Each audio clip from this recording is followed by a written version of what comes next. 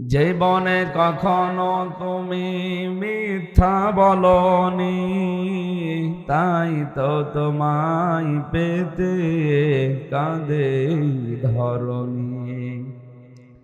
তোমারই মতো নেতা পেলেও গফুত সুখেরি গোলাপ চামেলি বকুল। বাংলাদেশের ঐতিহ্যবাহী জেলা নোয়াখালী সোনাইমুড়ি থানার অন্তর্গত আমিশাপাড়া নুরানি হাফিজিয়া মাদ্রাসা 50তম বহু পুরাতন মাদ্রাসা তাফসীরুল কোরআন মাহফিলের স্বনামধন্য সভাপতি প্রাণ প্রিয় নোয়াখালীবাসী আল্লাহর দরবারে শুকরিয়া জানাচ্ছি, যিনি আমাদেরকে মানুষ বানিয়েছেন। খালাকাল ইনসান, আল্লাহ বলেন আমি মানুষ বানিয়েছি। যদিও অনেকে এখনো পর্যন্ত এটা বিশ্বাস করে না, বিশেষ করে এই যে জাফর ইকবাল ষাঁড়ের মতো যারা আছে, ষাঁড় না ষাঁড় হবে, ও ষাঁড়ই একটা, আসলেও একটা ষাঁড়। ইসলামের বিরুদ্ধে ভূমিকা নেওয়ার জন্য যারা এই দেশে কাজ করে, বাইরের দেশ থেকে টাকা খেয়ে, তার ভেতরে ষাঁড় একজন। ভেতরে পরীক্ষা করলে মনে হয় ষাঁড়ই হবে, সার না। সার তো এরকম কথা বলতে পারে না। ছাত্রীদের সাথে যেভাবে নাচানাচি করে, সার হয় কি করে? একটা ষাঁড়। এই লোকটা মানুষকে এই কয়েক বছর চেষ্টা চালিয়েছে বাংলাদেশে, বিশেষ করে বাইরের দেশ থেকে টাকা পয়সা খেয়ে। কিন্তু বাস্তবতা জানি, বাইরের দেশের টাকা খেয়ে এরা চালাতে চেয়েছিল আল্লাহর কোরআনের এই আয়াতকে পাল্টিয়ে ফেলতে, যে মানুষ মাটি দিয়ে তৈরি আল্লাহর ঘোষণা। ওরা বলে না, মানুষ এসেছে বানর থেকে। বহু চেষ্টা চালিয়েছে, কিন্তু এ দেশের মানুষ ওটা খায়নি, আর খাবেও না। ওটা খাবে ওই ষাঁড়ের মতো যারা আছে তারা। এই লোকটা সীমা লঙ্ঘন করে ফেলেছিল। সুলাইমান আলাইহিস সালামের নামে সে বই লিখেছে, ভূতের বাচ্চা সুলাইমান। আজকে এখানে একজন লেখক আছে, কি নাম আমি জানি না, আমির হোসেন, উনিও বই লিখেছে। ওনার বইটা আমি একটু চোখ বোলালাম। এই যে সত্য নিয়ে একটা বই লিখেছে। সত্য আপনি মানেন তো আবার নাকি? হ্যাঁ, আপনাকেও সত্য মানা লাগবে। আলহামদুলিল্লাহ, আমি বইটা হালকা চোখ বলিয়েছি, আমি নিয়েছি, পড়বো গাড়িতে সময় পেলে। নুন আল কালামি ওয়া মা ইয়াসতুরুন, আল্লাহ বলেন কলমের কসম, এবং কলম দিয়ে মানুষ যা লেখে ওই লিখিত জিনিসের কসম। এই জন্য এমন কিছু লিখে যাওয়া যাবে না যে আমি মারা গেলাম, কিন্তু লিখিত জিনিস থাকবে কিয়ামত পর্যন্ত। আর ওইটার দ্বারা যারা ভালো হবে সওয়াব পাবেন, যদি খারাপ হয় কিয়ামত পর্যন্ত আপনি ফেলাক্সে লোড হয়ে কবরে আযাব পেতেই থাকবেন।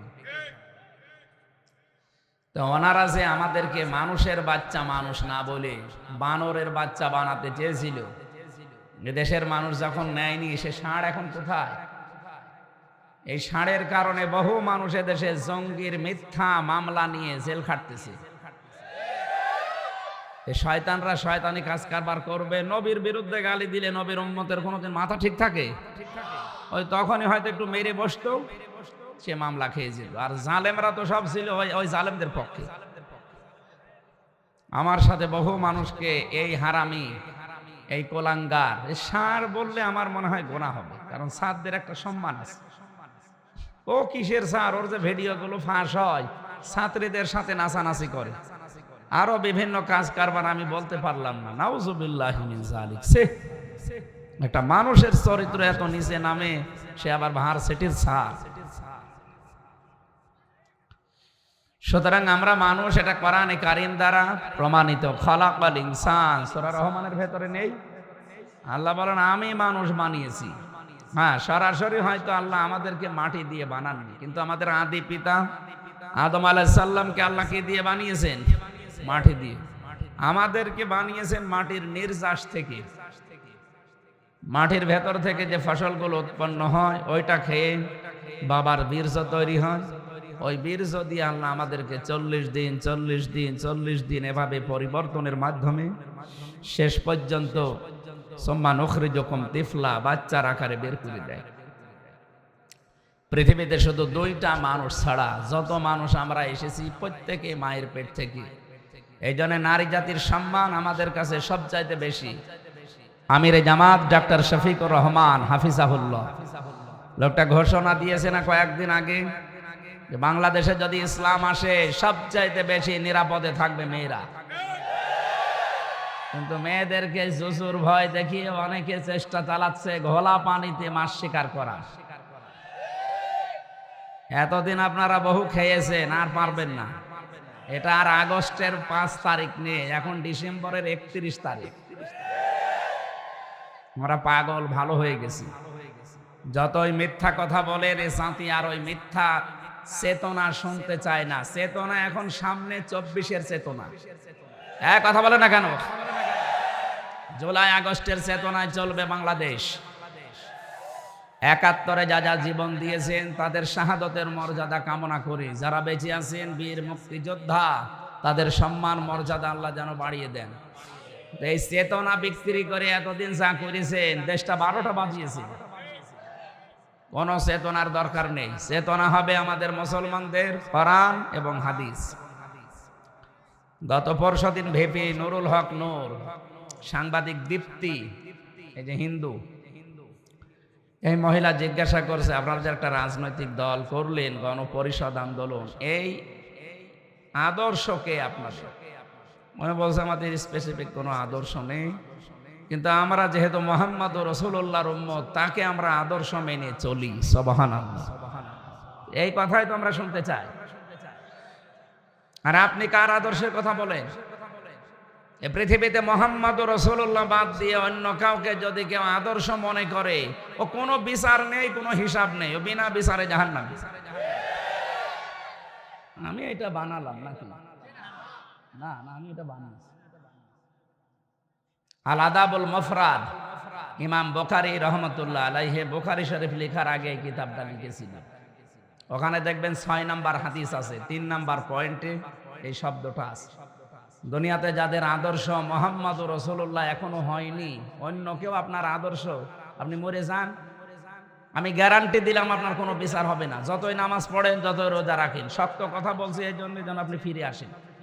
আমি জানি আপনি ফিরবেন না, তারপরও আমার দায়িত্ব, আমা আলাইনা ইল্লাল বালাগ, পৌঁছিয়ে দেওয়া। মুহাম্মদ রাসূলুল্লাহ বাদ দিয়ে অন্য কেউ যদি আপনার আদর্শ হয়ে থাকে, আপনি একেবারে নিশ্চিত জাহান্নামী।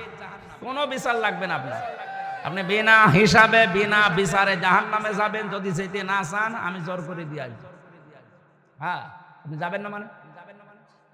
আমি নবীর আদর্শের জন্য জেল খাটবো, মার খাবো, আমার অঙ্গ প্রত্যঙ্গ হারিয়ে যাবে, আর আপনি সেই নবী শুধু ইয়া নবী সালাম আলাইকা পড়ে চলে যাবেন জান্নাতে। ইয়ার কি পান আপনি? আপনাকে এই মুহূর্তে যদি ঈসা নবীও আসে, হযরত মুসা আলাইহিস সালামও যদি আসে, কেউ যদি মুহাম্মদ রাসূলুল্লাহর আদর্শ বাদ দিয়ে তাদেরকে গ্রহণ করে, নিশ্চিত সে জাহান্নাম। আপনার কি মাথায় কি কোনো মগজ নেই? মুসা নবীর মতো এত বড় পাওয়ারফুল নবী, যিনি আল্লাহর সাথে কথা বলতেন, ঈসা আলাইহিস সালামের জন্য যাকে রূহুল্লাহ বলা হয়, আল্লাহর ফুৎকার, বাবা ছাড়া দুনিয়ায় একজন মানুষই এসেছে। সেই মানুষটাকে আপনি যদি এখন মেনে চলতে চান, আপনি জাহান্নামে যাবেন। যেমন খ্রিস্টানরা, আমি বহু খ্রিস্টানের সাথে বিশ্বে কতগুলো দেশ আল্লাহ নিয়ে গেল, কত খ্রিস্টানের সাথে বাসে, ট্রেনে, প্রাইভেটে, বিভিন্ন স্টলে বসেছি। ওরা মানে ঈসা আলাইহিস সালামকে, কিন্তু নাম ঈসা বলে না, বলে যিশু। কি বলে? যিশু বলে, নাম পাল্টিয়ে দিয়েছে। তারাও দেখেছে তাদের যে পর্দা, বিশেষ করে ইহুদিদের, এদের মেয়েদের যে পর্দা, খাস পর্দা, এ পর্যন্ত ঘোমটা দিয়ে থাকে, হাত মোজা, পা মোজা, মনে হচ্ছে যে মনে হয় রাবিয়া বসরি, কিন্তু ইহুদি মেয়ে। বাইরের দেশগুলোতে সফর করার সময় দেখেছি, ট্রেনে যখন যায় দেখি ইহুদি মেয়ে, 4-5টা বাচ্চা, এদিকে একটা, সামনে 2টা, কান্দে একটা, অথচ হাত পা মোজা দেওয়া, পাশে তার স্বামী, এত বড় বড় দাড়ি, গোপ একটু হালকা বড় রাখে, সোলমোল বাবড়ি, বিশাল জব্বা গায়ে দিয়ে, মনে হচ্ছে যে হয়তো কোনো মসজিদের ইমাম সাহেব হবে, কিন্তু ইহুদি। ছেলে মেয়ে অতগুলো কেন? ওরা চায় আমাদের যেহেতু জনসংখ্যা কম, আমরা খালি জন্ম দেব, এই জন্য এক একজনের 8টা, 10টা, 12টা, 13টা করে ছেলে মেয়ে। তো জন্ম দিয়ে তো বেশি করতে পারবে না। নবীজি জানিয়েছে যত জন্মাবে তত মরবে। এই দুনিয়াতে সবচাইতে অভিশপ্ত জাতি ছিল ইহুদিরা। ওদের এখন মেন দায়িত্বে যে লোকটা আছে মানুষ হত্যাকারীর তালিকায়, এ নেতানিয়াহু বেনিয়ামিন, এই লোকটার ক্যান্সার হয়েছে। আলহামদুলিল্লাহ বলা লাগবে, কারণ বহু মানুষ হত্যাকারীর তালিকায় ওর নাম আছে। আমার তো মনে হয় যারা মানুষ হত্যার সাথে জড়িত তাদের ক্যান্সার হওয়াই ভালো, যার কোনো অ্যান্সার নেই। আমাদের যেটা, এটাও তো মানুষ হত্যার সাথে জড়িত। 2732 জন মানুষ হত্যা করেছে মহিলা। আল্লাহর কাছে দোয়া করছি, আল্লাহ যেন এরকম কিছু আমাদের শোনায় যে ওরও হয়েছে। এখন যে বয়স, এ বয়সে তো ছেলে মেয়ে আর হবে না। ছেলে হবে যদিও অনেকে বলে স্বামী স্ত্রীর সম্পর্ক চলে গেছে। চলে গেছে তাই কি, যেখানে গেছে ও দাদা তো মুসলমানি দিয়া নেই, মুসলমানি দিয়া আছে। আর এখন যে বয়স ওনার, কত বছর যেন বয়স, 76 না কত। এই বয়সে যদি এই দাদার মুসলমানি দিতে কোনো হাজাম নিয়ে যান, ও হাজাম লজ্জা পাবে না? বলবে এ পাকা মোটা সাওয়ালের মুসলমানি দেবো কি দিয়ে? এসে যা আগা কেটে যে গোড়া কেটে বাদ দিয়ে দেবে যা। আমার দাদার এই বয়সের মুসলমান হওয়া ঠিক না। অন্তত এমনি কালেমা পড়লে আমরা পড়িয়ে দেব, কিন্তু মুসলমানি দেওয়া কোনো হাজাম কোনো ডাক্তারের দ্বারা সম্ভব? যে ডাক্তার ওর মুসলমানি দিতে যাবে তার চোখ বন্ধ করে কাটা লাগবে, তাছাড়াও পাকা মোটা জিনিস কাটবে কি করি? সুতরাং দাদার যা বয়স, ছেলে মেয়ে হওয়ার আর কোনো কায়দা আছে? বাচ্চা তো হবে না। অন্তত এই ইহুদি, এই নিকৃষ্ট জাতির যা হয়েছে এদেরও যেন তাই হয়, যারা মানুষ হত্যার সাথে জড়িত। আমরা চাই গণহত্যার সাথে যারা জড়িত তারা যেন বেশি না থাকে। এগুলো পৃথিবীর ক্যান্সার। আল্লাহ সবচাইতে বেশি ঘৃণা করে তাদেরকে যারা মানুষ হত্যার সাথে জড়িত। হাদিস, একটা মানুষকে হত্যা করা আল্লাহর কাছে এত বড় অপরাধ। আল্লাহ তাআলা বলেন তামাম দুনিয়া ধ্বংস হয়ে যাক, আমি কিছুই মনে করব না। একটা মানুষ মেরে ফেললে যেরকম কি করে কি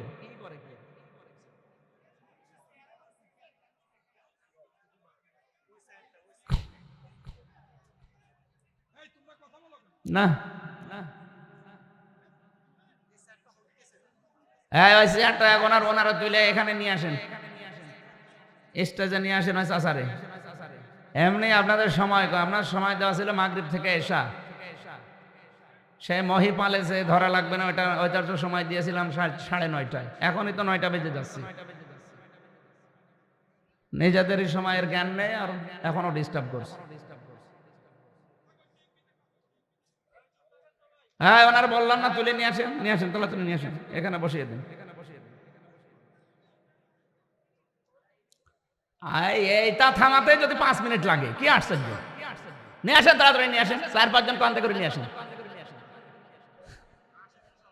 তাড়াতাড়ি আসেন। সুবহানাল্লাহ আলহামদুলিল্লাহ লা ইলাহা ইল্লাল্লাহ।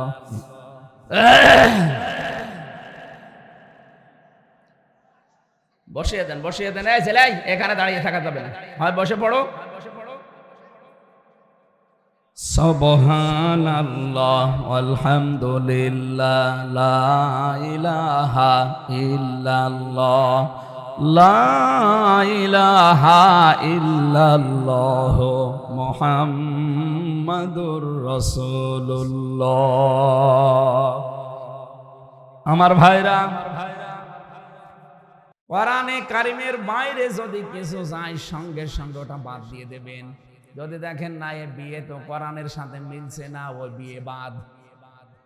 এদেশে এরকম বিয়ে নেই? এই যে গায়ে হলুদ দেওয়া, এ কোরআনের সাথে মিল আছে না, এটা হিন্দুদের রেওয়াজ। এই যে বরযাত্রী যাওয়া আছে কোরআনে, কোরআন হাদিসে আমরা পেয়েছি বরযাত্রীর পরিবর্তে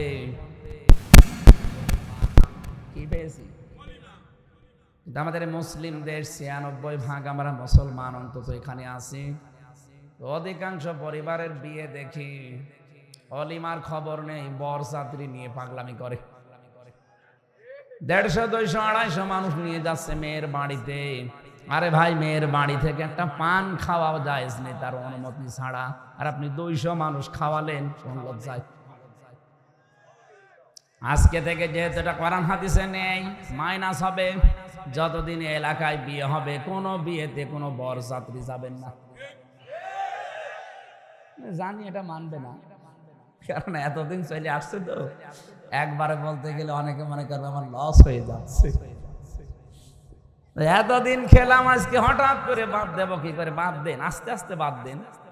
বরযাত্রী কমানো যায় না। অলিমা যেটা ইসলামে আছে ওইটা করেন। বলেন তো, অলিমা ছেলের বাড়ি হয় না মেয়ের বাড়ি হয়?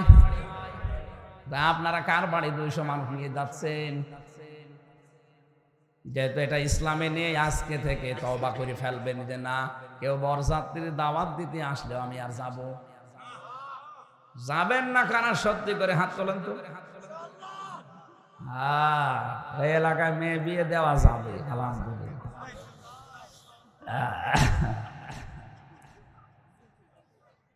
তাহলে অলিমা করলে ছেলের বাড়িতে করা লাগে, করবেন। ছেলের বাবা যারা আছেন, আল্লাহ আমাদেরকে ইসলামের এই নিয়ম থেকে শুরু করার তৌফিক দেন। ইসলামে মেয়ে দেখতে যাবে শুধুমাত্র যে বিয়ে করবে সে, মেয়ের দোলা ভাই, মেয়ের বাবা, মেয়ের চাচা, এই ছেলের দোলা ভাই, ছেলের চাচা, বাবা সব যে দেখে, এটা জায়েজ আছে। সুতরাং এটা যেহেতু ইসলামে নেই, আজকে থেকে মেয়ে দেখার এই রীতি বাদ। এটা হিন্দুদের রীতি, ওখান থেকে কোন কারণে নেবেন? মান তাশাব্বাহা বিকাউমিন ফাহুয়া মিনহুম। পৃথিবীতে যে যার অনুসরণ করবে, কিয়ামতে আল্লাহ তাকে তার সাথে তুলবে। সুতরাং আমরা সাবধান এখন থেকে। মেয়ে বিয়ে দেওয়ার বিভিন্ন কায়দা আমরা দেখি সারা বাংলাদেশ, যদিও নোয়াখালীটা আমরা জানি এর ব্যতিক্রম, কারণ এখানে আলেমদের বাস বেশি। মেয়ে বিয়ে দেওয়ার যে নিয়ম, প্রথম থেকে আপনি হারাম কাজ আরম্ভ করলেন। যেটা দেখানো দরকার শুধু যে বিয়ে করবে তাকে, তার বাবার জন্য তো জায়েজ নেই দেখা ওইটা ওই মুহূর্তে। কি কথা বলেন না কেন? আর তার দোলা ভাইয়ের জন্য তো নেই। বলে না, দোলা ভাই বড় ভাইয়ের মতো। ওরে শয়তান! রাসূলুল্লাহকে জিজ্ঞাসা করা হচ্ছে, এ নবী, একটা মেয়ে লোকের জন্য দোলা ভাই আর দেবর কি বলেন আপনি? বলে এগুলো মৃত, এটা মরণের মতো ভয় করা লাগবে। আর আমরা বড় ভাই মনে করে চালিয়ে যাচ্ছি, বাবা শাহজালাল সব হালাল। আজকে থেকে এই মেয়ে দেখানোর নিয়ম নিত বাদ। তাহলে কয়টা বাদ দিলাম? মেয়ে দেখানো বাদ, বরযাত্রী বাদ। শুরু করলে শুধু মেয়ে দেখতে পারবে, যে বিয়ে করবে সে। 2 নম্বরে আমাদের তৈরি হবে এখন থেকে অলিমা। তাফসীর মাহফিল, ওয়াজ মাহফিল, খানকা শরীফ যাই বলেন, এগুলো যদি আমরা আস্তে আস্তে পাল্টাতে পারি, এই দেশটা দেখবেন ইসলামের হাতে এমনি চলে আসবে। আর শুরু হয়ে গেছে অলরেডি। জরিপটা যদিও কতটুকু বাস্তবতা আমি জানি না, তবে পেয়েছি আন্তর্জাতিক রিপোর্ট এখন বলছে বাংলাদেশে আগস্টের 5 তারিখের আগে মাত্র 100 জনের 15 জন মানুষ চাইতো যে দেশে কোরআনের আইন কায়েম হোক। কিন্তু এখন এই 4.5 মাসের ভেতরে ওরা পাল্টিয়ে গেছে রিপোর্ট। আন্তর্জাতিক সংস্থা এগুলো যারা রিপোর্ট করছে, এগুলো সব মুসলমান না। মাইক্রোসফট, ভয়েস অফ আমেরিকা, সব খ্রিস্টান, ইহুদি, এরা রিপোর্ট দিচ্ছে বাংলাদেশের জনগণের যেমন মানসিকতা এখন। আর এরা যা দেখতে পাচ্ছে, এদেশে এখন 100 জনের 58 জন মানুষ চাচ্ছে এদেশে কোরআনের আইন কায়েম হোক।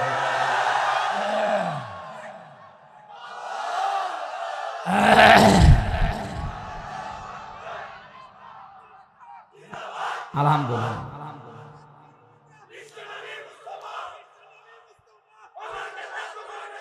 আমি জানি রিপোর্ট পেয়ে অনেকের মনে খুশি না, অনেকে চিন্তা করছে আমার চেয়ার গেল। কি করবেন আপনি চেয়ার নিয়ে? দেখলেন না চেয়ার নিয়ে কি হয়েছে ওদের? এখন থাকার মতো জায়গা নেই। আমি কয়েকদিন আগে মালয়েশিয়া ছিলাম, যে দেখি সাহেব পাড়া, বেগম পাড়া তো কানাডায়, সাহেব পাড়া বানিয়েছে। ওই এলাকার নামই সাহেব পাড়া। এখান থেকে টাকা সব পাচার করে সাহেব পাড়া বানিয়েছে, তালা লাগানো। শয়তানরা কেউ থাকে না, সব তালা লাগানো, বড় বড় বিল্ডিং তালা লাগানো। আমার সাথে যারা ছিল বললাম এগুলো বলছে সাহেব পাড়া, থাকে না শয়তানরা, সব হোটেলে উঠেছে। যে হোটেলে উঠি দেখি নিচে চা খেতে নামলে দুইজন শয়তান বসে, কি বলছো হুজুর আমরা আগেই পালিয়েছি। কি করবেন আপনি চেয়ার নিয়ে? চেয়ারে বসে যদি আকাম কুকাম করেন, চেয়ারও আপনাকে লাথি দিয়ে ফেলে দেবে। এই জন্য চেয়ারে বসলে যে মানুষগুলো দুর্নীতি করবে না, চাঁদাবাজি করবে না, যাদের চরিত্র ঠিক আছে, আমরা চাই আগামীতে তারা চেয়ারে বসবে। এদেশে 1628টা চেয়ার আছে। কত? 1628টা চেয়ার। এই চেয়ার না, এই চেয়ারে তো ধাক্কা মারলে পড়ে যাবে। ওই যে চেয়ার গুলোর কথা বলছি, ওই চেয়ারে আমরা এমন মানুষকে বসাতে চাই যারা বলতে পারে যে ক্ষমতা পেলে বাংলাদেশ থেকে চাঁদাবাজি জীবনের মতো ঝাঁটিয়ে বিদায় করব। এরকম মানুষ দরকার না? আর আমরা এমন মানুষকে বসাবো যারা আগে ছিল যা এরাও তা না। এদেশের পাগল সব ভালো হয়ে গেছে, আমরা এখন আর পাগলামি করব? বলেন বলেন না। এই জন্য যাদেরকে যে ভয় দেখানো হচ্ছে, চুচুর ভয়, সম্মানিতা মা বোনেরা, আমরা জানি আপনারা দিনের বেলা সব শুনেছেন, ওরা আসে নাই, দিনের বেলা এসেছিল। আশপাশে যদি কোনো মেয়েরা, এটা যেহেতু রেকর্ড হচ্ছে সারা দেশে ছড়াচ্ছে, সম্মানিতা মা বোনেরা গ্যারান্টি দিয়ে বলতে পারি, বিশ্বের বহু দেশ ঘুরে আমার যতটুকু অভিজ্ঞতা কোরআন পড়ে, কোরআন যদি সত্যি এদেশে কায়েম হয়ে যায়, আপনারা সবচাইতে বেশি অধিকার ভোগ করতে পারবে। ভারতের মতো এত বড় দেশে খ্রিস্টান 2টা যুবতী মেয়েকে উলঙ্গ করে রাস্তায় হাঁটিয়েছে। ডোনাল্ড ট্রাম্প কি এমনি রেগে গেছে? ও কয়েকদিন আগে বক্তব্য দেয়নি যে জানুয়ারির 20 তারিখে আমার শপথ অনুষ্ঠান, শপথ নিয়ে 16 লাখ ভারতীয়কে সব তাড়িয়ে দেব ভারতে, কারণ আমার মেয়েকে আমার মাকে ওরা উলঙ্গ করে রাস্তায় হাঁটায়। হিন্দু ভাইরা সবাই খারাপ না, কিছু উগ্রপন্থী হিন্দু যারা ওই দাদার মুরিদ আছে, তারা আজ মসজিদগুলো সব ভেঙে দিচ্ছে ভারতে। গতকালকেও একটা মসজিদ ভেঙেছে। পৃথিবীর মানুষ শুনে যে মাটির নিচে পায় কেউ স্বর্ণ, কেউ তেল, কেউ লোহা পায়, গ্যাস পায়, আর ওই শয়তানরা শুধু মাটির নিচে মন্দির পায়।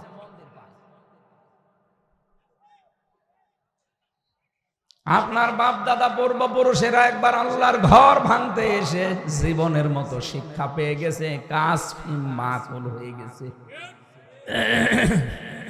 আপনারা যদি আরম্ভ করেন এখন যা, আপনাদেরকে আল্লাহ কাসফিম মাকুল বানাতে বেশি সময় নেবে না। এমনি সারা বিশ্ব থেকে এখন আওয়াজ উঠছে, সবচাইতে বেশি মিথ্যা কথা বলে ভারত।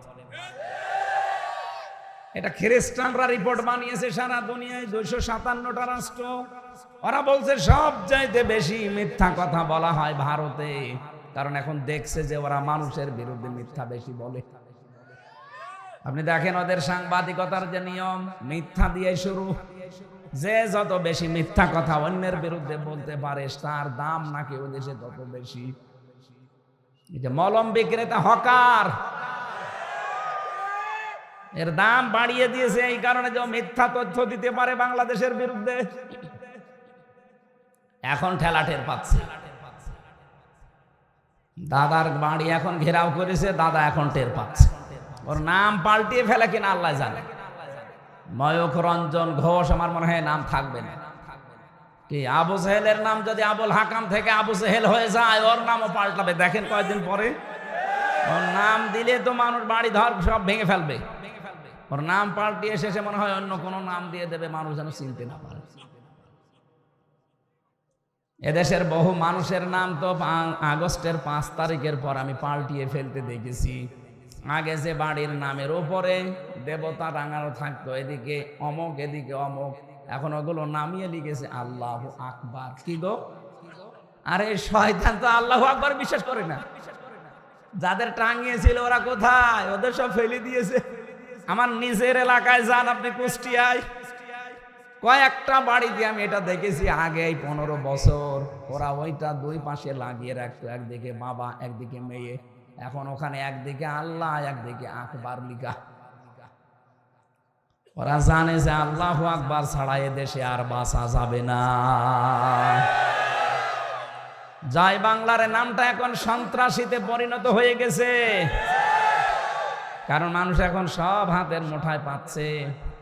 বৈষম্য বিরোধী ছাত্র আন্দোলনের একটা যুবক ছেলেকে তরবারি দিয়ে যেভাবে কোপ দিয়েছে, দেখেন ভিডিও, ছেলেটা দৌড় দিয়েছে, ওর হাতটা এই জায়গা থেকে ডিসকানেক্ট হয়ে গেছে পরবর্তীতে। এইরকম যারা জয় বাংলা বলে দেয়, আমার সাথে জেলে ছিল একজন, ওই যে বিশ্বজিৎকে জয় বাংলা বলে যে দিয়েছিল শাওন, ও এখন জেলে 30 বছর জেল ওর। আমারে বলতো যে কি করলাম জীবনে, আমার মা বাবা এখন আমার আর খোঁজ নেয় না, যাদের কথা মতো এই কাজ করেছিলাম তাদেরও তো খবর নেই, মাঝখান থেকে আমার জীবনটা নষ্ট হয়ে গেল। অথচ লোকটা বারবার আমাকে বলছিল যে ভাই কিসের জামাত কিসের শিবির, আমি তো মুসলমানই না। আপনার যদি বিশ্বাস না হয় আমার জিনিসপত্র দেখেন, তারপরও আমরা মানি নাই, দিয়েছি কোপের পরে কোপ।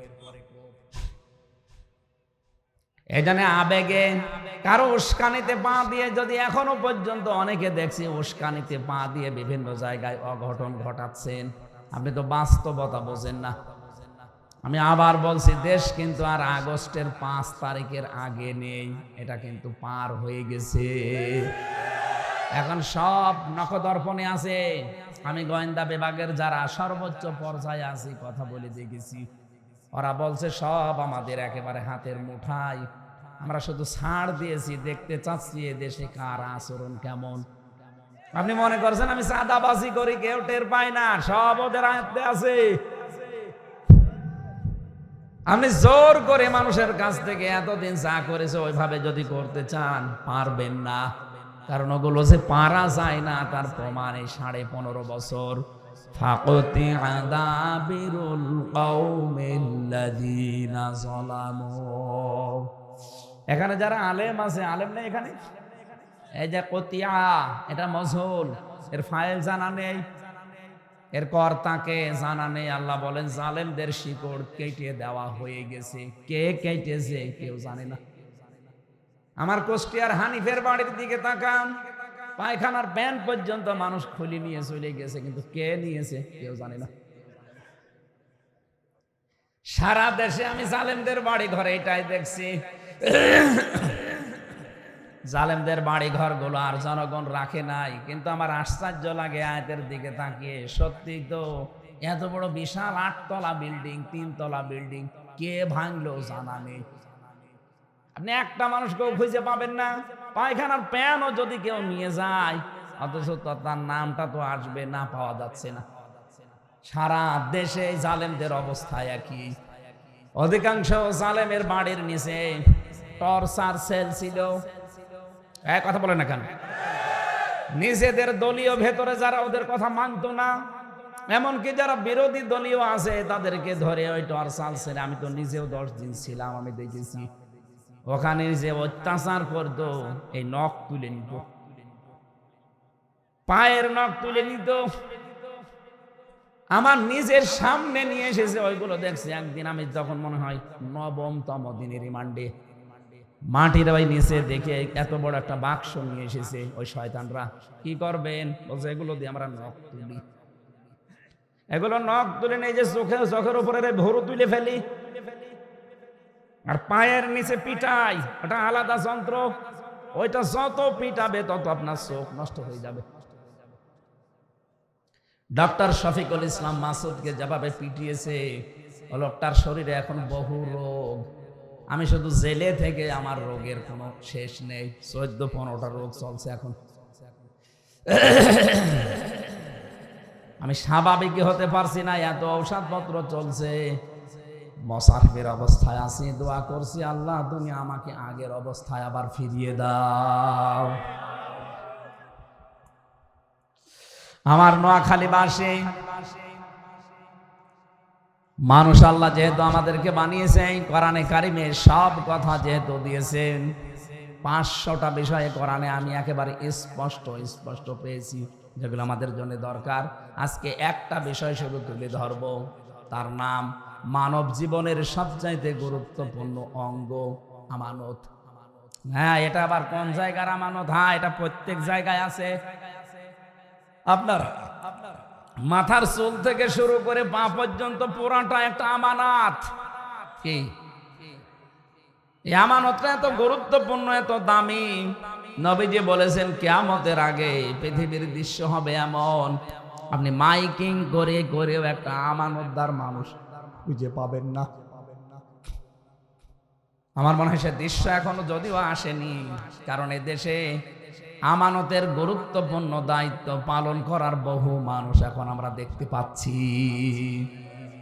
এই কুমিল্লা পাশের জেলা না কুমিল্লা, এই কুমিল্লা জেলা, তার প্রমাণ কয়েকদিন আগে আমিরে জামাত এসেছিল।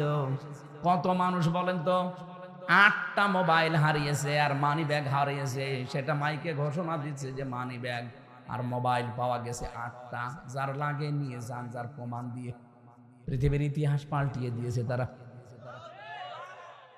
এই জন্য অর্থনৈতিক আল্লাহর ওলি যদি বাংলাদেশে কেউ খুঁজতে চান, এই মানুষগুলোর চরিত্রে খুঁজে পাবেন। চায় না পয়সা যদি এদিক ওদিকে পান, মনে করবেন ওটা ওই দলের লোক না, ওটা অন্য দল থেকে আসা। আশ্চর্য হয়ে যায় আমি নিজে এদের আচরণ দেখলে। মানুষ 2 টাকা পেলে ফেরত দিতে চায় না, 1,80,000 টাকার মোবাইল ফেরত দিয়ে দিচ্ছে। অথচ এই ঝঞ্ঝা বিক্ষুব্ধ পৃথিবীতে যেখানে ঈমান রাখায় দায়, সেখানে যদি এই কাজ কোনো মানুষ করতে পারে, যার কাছে 1,80,000 টাকার মোবাইল পেলে ফেরত দিয়ে দেয়, ওর কাছে 800 কোটি টাকা দিলেও চুরি হবে না।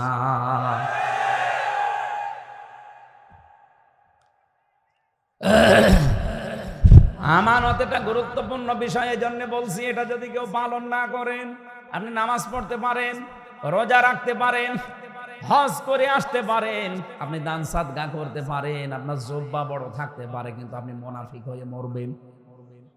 কি কথা বুঝতেছেন? নবীজির সাথে এক লোক নামাজ পড়তো, নবীজির সাথে রোজা রেখেছে, ইফতারি করেছে, কিন্তু লোকটা মুনাফিকের সর্দার ছিল। ওই জামানায় যদি মুনাফিকের সর্দার থাকতে পারে, এই জামানায় মুনাফিকের বাপ থাকবে। আল্লাহর নবীর কথা, শেষ কথা ছিল এটা, হে আমার উম্মতেরা, মুনাফিক এটা কিন্তু ইহুদিদের ভেতরে হবে না, খ্রিস্টানদের ভেতরে হবে না, বৌদ্ধদের ভেতরে হবে না, হিন্দু মুশরিক এদের ভেতরে হবে না, মাজুসি যারা এদের ভেতরে হবে না। মুনাফিক তৈরি হবে শুধুমাত্র মুসলমানদের ভেতরে। বাংলার মুসলমানেরা যেহেতু 96% আমরা এখানে আছি, সুতরাং মুনাফিকও এখানে থাকার সম্ভাবনা। আরো জোরে বলেন। যদি থাকে আপনার চরিত্রে এই দোষ, এখনই আপনি তাওবা করে পাল্টান, নয়তো আপনি মরে গেলে কিন্তু জাহান্নামে যাবেন না, জাহান্নামের নিচে থাকবেন। ইন্নাল মুনাফিকিনা ফিদ দারকিল আসফালি মিনান নার ওয়ালান তাজিদা লাহুম নাসীরা। আল্লাহ পাক বলেন মুনাফিক যাবে জাহান্নামে, একেবারে নিচে থাকবে। আসফাল ইসমে তাফজিল, এর চাইতে নিচে আর যাওয়া যায় না।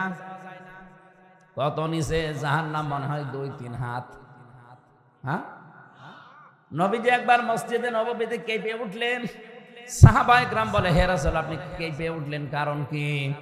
বিশ্ব নবী বলেন 70 বছর আগে একটা পাথর জিবরাইল জাহান্নামের উপর থেকে ফেলে দিয়েছিল, ওটা এই মাত্র জাহান্নামের তলদেশে পৌঁছিয়েছে।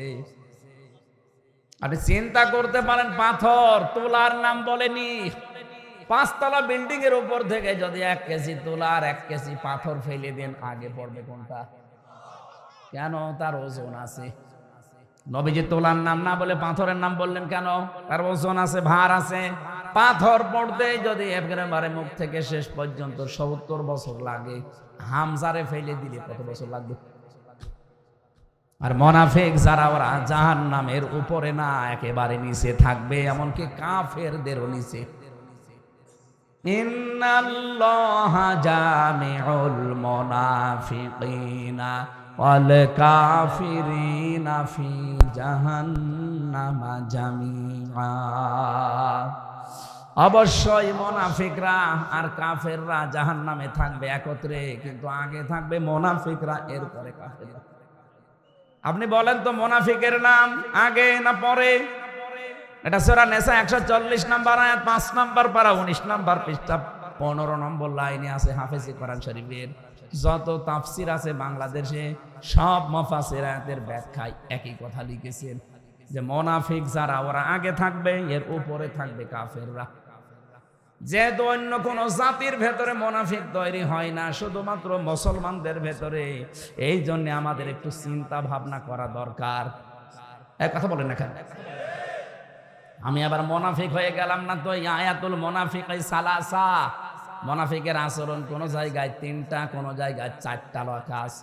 1 নম্বরে কথা বললেই মিথ্যা কথা বলে, 2 নম্বরে ওয়াদা করলে ভঙ্গ করে, 3 নম্বরে আমানত রাখলে খেয়ানত করে। 4 নাম্বারটা আছে, 4 নাম্বার হচ্ছে কারোর সাথে যদি ঝগড়া হয় গালি দেয় না। এই এলাকায় গালি দেয়, যারা গালি দেন, কারোর সাথে কথা কাটাকাটি হলে গালি দেন, মনে করবেন মুনাফিকের জার্ম আপনার ভেতরে আছে, আপনাকে শয়তানে দখল করে ফেলেছে। এখন যদি এই লোকটা বাড়িতে যায় স্ত্রীকে সালাম দেয়, আসসালামু আলাইকুম ইয়া আহলাল বাইত, বাড়ির ভেতর থেকে আওয়াজ আসবে কুকুরের বাচ্চা। কি যদি ওনার বউ ওনাকে কুকুরের বাচ্চা, শুকুরের বাচ্চা বলে গালি দেয়, উনি সালাম দেওয়ার পরে ওনার রাগ হবে। আপনারা কি আছেন এখানে না ঘুমাচ্ছেন? ওনার কি রাগ হবে? না না। আপনি জ্ঞানী মানুষ হলে জীবনও রাগ করতে পারেন না। আপনি চিন্তা করবেন, আমার এই বউটা শিক্ষিতা, একটা ধার্মিক মেয়ে, এর বংশ ভালো, এ জীবনে আমার মুখের ওপরে মুখ তুলে কথা বলে না, আর আজকে আমার শুকুরের বাচ্চা, কুকুরের বাচ্চা গালি দেয়, অথচ আমি সালাম দিলাম। অবশ্যই এর জিনে ধরেছে। কি এরা জিনে ধরেছে, ভূতে ধরেছে, তাছাড়া তো এ স্বাভাবিক নেই, আমরা গালি দেবে কেন? আপনি যদি বলেন স্বাভাবিক মেয়ে লোক আপনাকে কুকুরের বাচ্চা বলে গালি দিলে আপনি মনে করেন জিনে ধরেছে। আপনি যখন দেখবেন আপনি যার সাথে ঝগড়া হলে খালি গালি দেন, আপনি মনে করবেন আপনি আর নেই, আপনাকে মুনাফিকই ধরে ফেলেছে।